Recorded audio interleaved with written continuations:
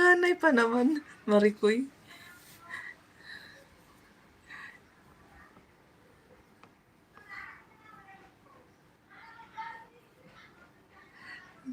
Kasi maganda yan.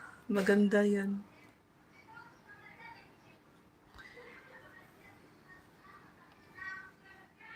Si Scott, uuwi sa'yo, magpalaba. Okay lang kung magbukod siya, pero kapitbahay mo lang, sa tabi niyo lang bahay niyo. Pero bakit kailangan pang magbukod kung sa tabi nga, sa tabi lang din bukod. Tapos yun nga, sabihin mo, mama, punta ka muna dito, linisin mo bahay ko. Di na dubli na yung trabaho mo. Kasi bukod na. Kung kasama pa sa bahay, isang trabaho lang. Ganun ba yun yung ano? Parang sa ano din, sa France ba yun yung may kaklase ako, tapos yung binata niya, 18 years old na din. Pero binata man yun. Need daw na mag-separate na, bubukod na ng bahay pag ganun na yung edad. Kaya kahit ayaw man niya, wala siyang magawa. Need na magbukod, tapos yun, magtrabaho o nag-aral ba. Ba't kaya ganun? Panganay ang kuripot. Ano yun? Okay yan para makapag-ipon sa... Marami na yung naipon si Sikoy. Kasi wala pa namang asawa. Kako nga sis, pag bubukod siya, wag na siya hingi sa amin pera. Dapat alam niya buhayin sarili niya. Ay, pwede ba yun? Bata pa naman, nag-aaral pa siya. Mga ganyang edad, 18. Aral pa yan. Nasa college pa yan. Wala pa yung sariling income yata. I mean, hindi pa yan maka-work.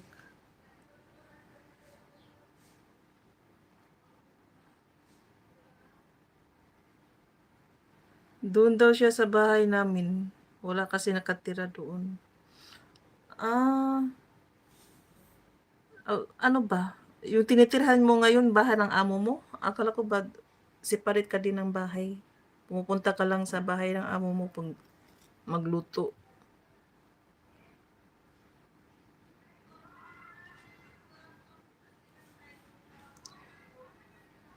Pag panganay daw, kuripot. Yan, sis Katia, sis Jari Silo, sis Marie Chris. Yun na, single pala siya. Ayaw magsipag-asawa. Hindi tuloy makakita ng apo si Maricoy Luri.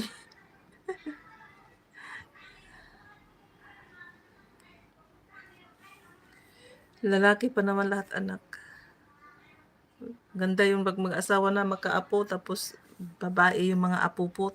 Ang saya-saya ang ganun.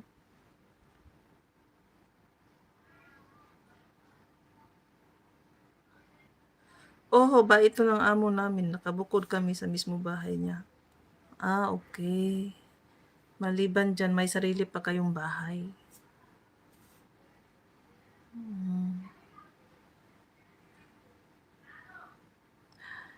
Apo, Agas is born.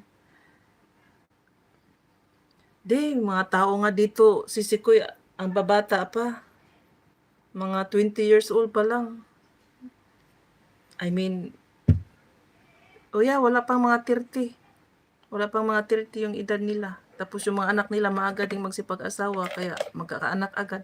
Kaya may mga apo na yung mga tao dito, mga babae. Kahit mga nasa 30s pa lang sila. Wala pang 30s.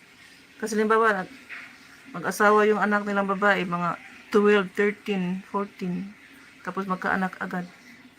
Tapos yung edad ng nanay nila nasa 20s pa. Wala pa ganun 30s.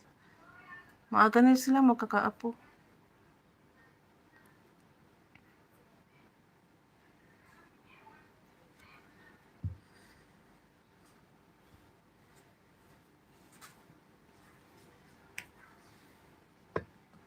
Bihira na lang yung yung makakita ka pa ng apo sa apo mo, 'di ba? Iwang sa atin parang hindi natin maabutan 'yan. Apo nga sa anak natin, hindi pa natin makita-kita. Paano pa kaya